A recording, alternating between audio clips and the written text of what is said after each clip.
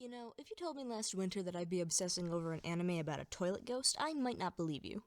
Then again, I might if you showed me the promo art. That's more or less how I discovered this show. It was just kind of randomly recommended to me on YouTube, not even with subtitles, just these glorious RPG Maker style sound effects. So, I thought it looked interesting, decided to check out the manga, which has apparently been being officially translated in digital format for a couple of years now, and binge-read the whole thing that was available in English. I'll clarify now, that means I liked it. The story and the characters are all great and the art style is unique and very endearing. I was very much looking forward to the anime coming out this season, but how did it fare in terms of expectations? Let's look into it. So, the first things first, let's talk about spoilers. Since the start of the series anime, these have been a problem because of a hidden and now super excited fanbase desperate to talk about it. Most have been pretty good at marking their spoilers from having read the manga ahead of time, but there are still those who have so little self-control that newcomers have been offended out of watching the dang thing because important parts of the story that they couldn't experience for themselves in real time were spoiled for them. Nice going, guys, this is why we can't have nice things. In light of this, for the sake of this review and comparison to the manga, I will have to go into spoiler territory, but I will leave those specifics until as close to the end of the video as possible. I'll give you a fair warning and even a timestamp on the screen so that you can skip over to the review summary if you haven't finished or even started the show and just want the recommendation. Does that sound fair? Well, it better, because that's all the compromise you're gonna get. Now let's jump into this thing.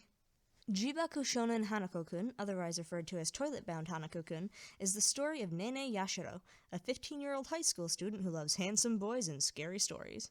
These things kind of culminate when she decides to try and use supernatural powers to gain the affections of her senpai for somewhat less than innocent purposes. To do this, she decides to summon one of the 7 wonders of her high school, a bathroom ghost referred to as Hanako-chan, who is rumored to grant wishes to those who can get her to appear, in exchange for a price, of course. Nene manages to get some sort of ghost to appear, but to her surprise, the apparition that goes by the name Hanako is a boy. Though it seems a little fishy to Nene that Hanako doesn't match the rumor's description, he insists that the rest of the rumor is true and that he's there to help her with her wish. And so the shenanigans ensue. Hanako insists on using mundane tropes to get her crush's attention, while Nene wants to use spiritual powers to do it the quick and dirty way. Neither of their plans quite pan out, and by the end of the first episode, the two are bound to each other by a curse, rendering Nene Hanako's human assistant. From there, we are given a tale of the two of them trying to solve an ongoing mystery about what is happening at the school that has been suddenly making the spirits there act out of their usual places. As a premise, it's neither so original to be considered groundbreaking, nor is it so jaded that it's a concept that's been done to death. Like many entries of Japanese media, it has its roots in some pretty standard myths. Hanako-chan and his School with 7 Mysteries are things you might have seen in other anime, manga, and even video games if you've come across enough of them. They are common urban legends. However, in this story, they take on an identity and lore of their own. The strange boy Hanako and the setup of his role as the leader of the school's 7 wonders. His intent on keeping balance between the near and far shores, as well as the conflict between our main cast and those who would ruin that delicate balance, gives us an interesting look at the in-world relationship between humans and supernatural beings. With those things out of the way, the anime has its own balance to bring between the cute art and comedy bits and the dark, mysterious, and supernatural undertones that threaten our cast.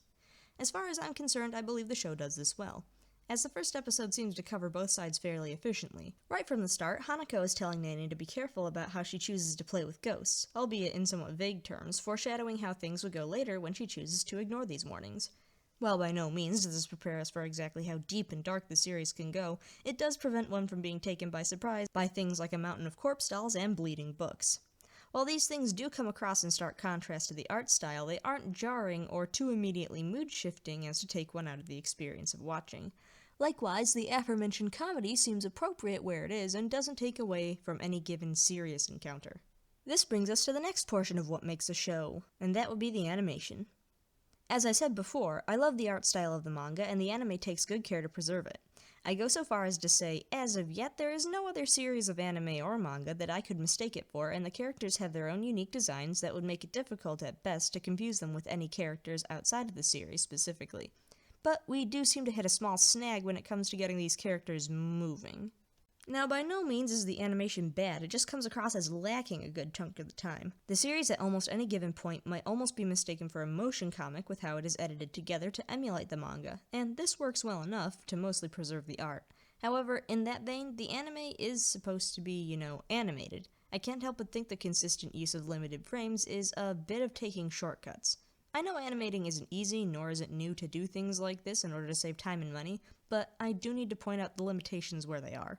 Let it not be said that I don't admire the animator's commitment to keeping the anime looking as much like the manga as possible, but I have to point out that it might have been at the expense of some more dynamic movements. As if to enforce this, the opening sequence, while a great listen, suffers from "we clipped this from the show-itis."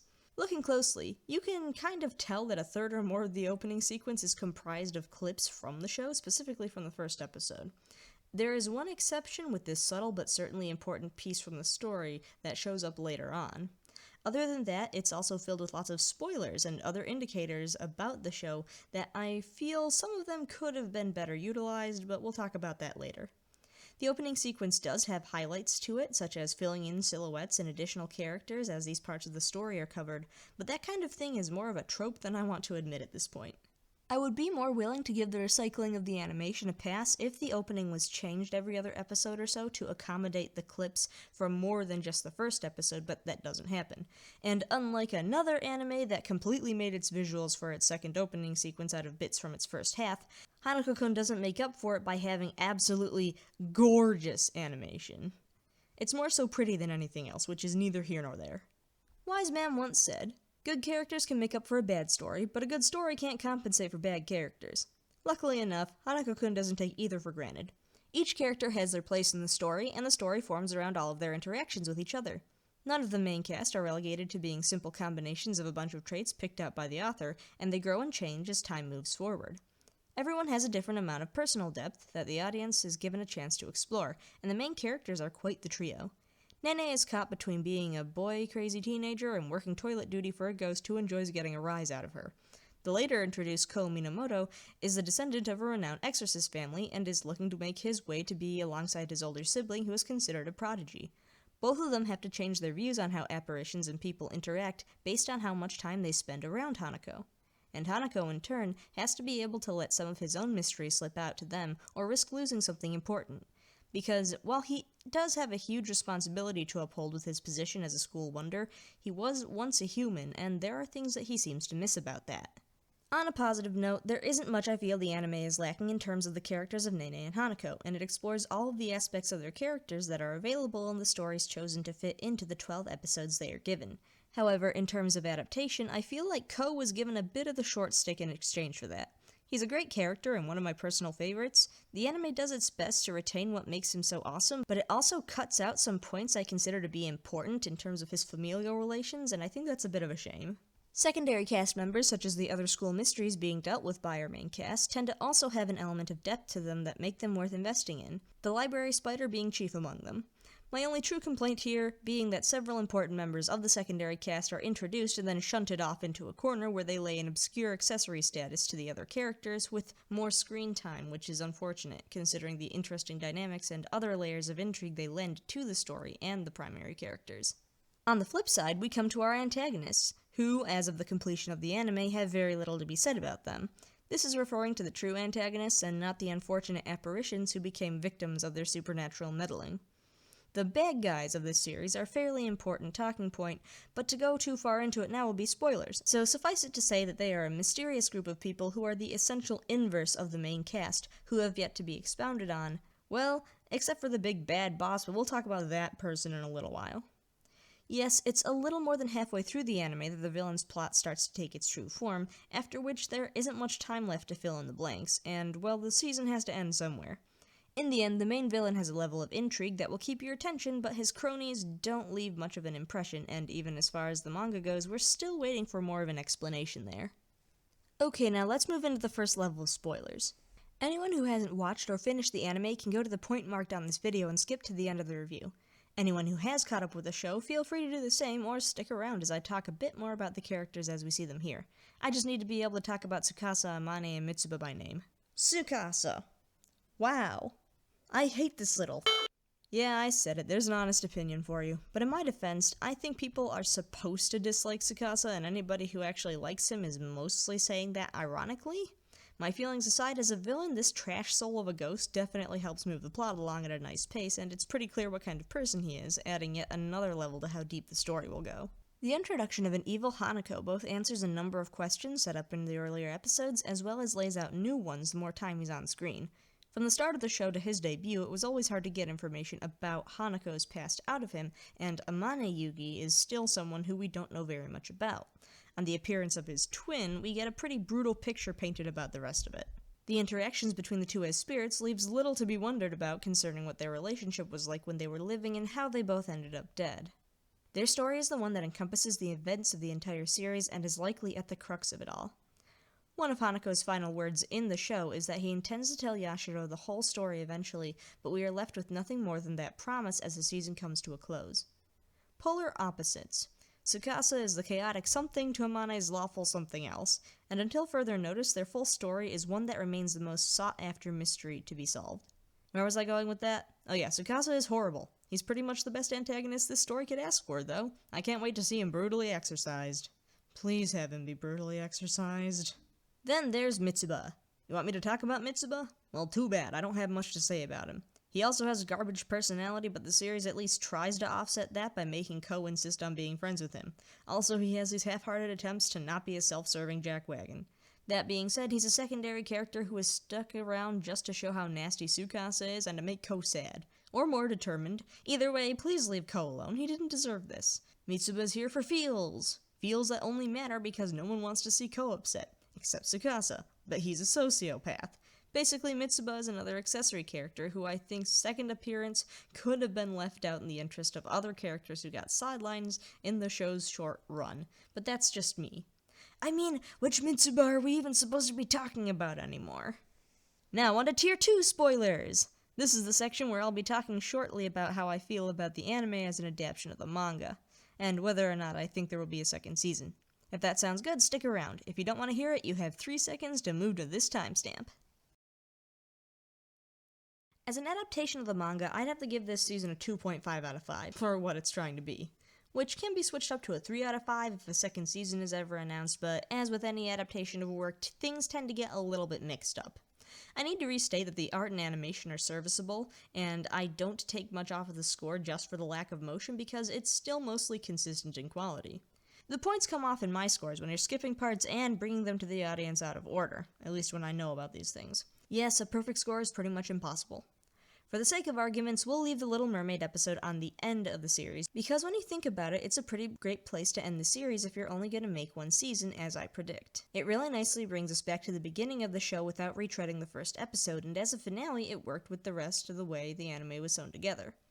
Yes, good end, but patchwork it definitely was, because in chronological order, this episode was supposed to come directly after the donut incident. Now, do I mind things like taking some material out of the 4 o'clock library? A little bit, because I like that part, but it's not like they left out any major details. Do I mind that they removed a certain bite-sized sociopath dissecting an aquatic ambassador with a pen? That is no skin off my nose, really. Do I have a problem with cutting out important character moments between the Minamoto brothers? Yes, because, like I said, those are important points to both characters, and I'm a little salty about that. Am I also okay with them skipping the entire Wonder Number 1 arc when they alluded to revealing that one to us in the theme song? Am I a little upset that they skipped one of the most plot-relevant arcs full of twists we didn't see coming in exchange for shoehorning in more time to spend on Mitsuba of all people? Maybe not. Maybe that one irks me. I mean, obviously they had been planning to cover number 3 since the beginning, as his silhouette is clearly in the opening, so I can't complain that I didn't see it coming. Nonetheless, I refuse to believe it was more important to keep that in the story, instead of even touching on the other school wonder who was present in the opening sequence, and was supposed to come before number 3 was introduced. Also, again, screw the adaptation for what they left out between Teru and Ko. So yeah, half points, would recommend the manga first. If we're lucky, they'll decide that this is worth making another season of, and I can give it a better view as an adaptation after they fix some of these things, but as it stands, I think they chose the order they did for the episodes so that they only had to worry about one season. Regardless, I mean, I'd love to see a second one. I mean, why not? In summary, Toilet Bound Hanako-kun is a solid series. It has a multi-layered story filled with intriguing and entertaining characters, from the protagonist to the antagonist, and just about everyone in between. Its animation is admittedly a bit limited, but it maintains consistent art quality and manages to preserve the manga's essence in it. It's colorful and fun, with mysterious and spooky undertones that don't lean too hard either way. It has a catchy opening sequence and a lovely ending sequence that complement those tones very well, if not again a bit limited by the animation. As far as recommendations go, I highly suggest the manga if you're looking for something up this alley of a supernatural shonen series with both comedy and mystery mixed together. However, I know not everyone is a fan of reading manga, so if it's a choice between whether or not you decide to experience this series at all, I think the anime is well worth the watch. I find it a bit lacking as an adaptation, but as a show it's short, sweet, and to the point, essentially capturing what makes the story itself such a fun time. If it's a series you've been wondering about and whether or not you should give it a shot, I say stop sleeping on it and get watching Toilet Bound Hanako-kun. Thanks for coming in, people of Earth and elsewhere, and thanks again to anybody who managed to watch this all the way through from the beginning to the end. I hope that it did you some service. If you like it and would want to see more reviews like this, be sure to comment or subscribe, leave a like, or check out my other social media. I can't review every anime I come across that I like watching, but I'm glad that I got to put this one together. It's a real breath of fresh air. I hope we can get some interesting conversation started in the comment section, because I really do love this series and am always glad to talk about it. By the way, I'm all caught up with the current state of the manga as of now. But if you're gonna start that, please make sure to mark your spoilers. It's only fair to everyone else to do so. Once again, I'd like to say thank you for watching, and I hope to see you guys in the next video. I look forward to your feedback. Ciao!